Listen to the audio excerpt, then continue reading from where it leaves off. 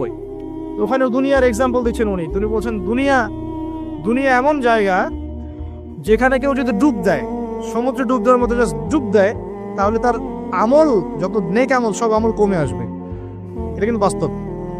দুনিয়াতে ডুব দিবেন আপনি, দেখবেন আপনার নেক আমলগুলো কমে আসতেছে। তিনি বলছেন দুনিয়া হচ্ছে সাপের মতো। কেমন?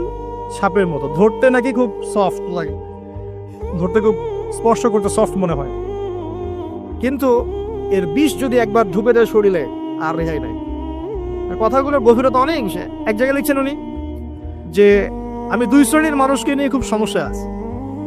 এক শ্রেণী হচ্ছে যারা জাহেল আবেদ, মানে ইবাদত করে, অনেক ইবাদত করে কিন্তু জাহেল, জ্ঞান নাই কিন্তু ইবাদত করে, এদেরকে নিয়ে আমি খুব সমস্যা আছে।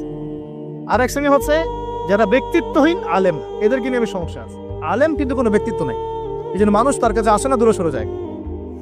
ব্যক্তিত্বহীনতার কারণে অনেক আলেম থেকে মানুষ দূরে সরে যায়। কিন্তু একজন আলেম যদি ব্যক্তিত্বশীল হয়, মানুষ তার কাছে আসে।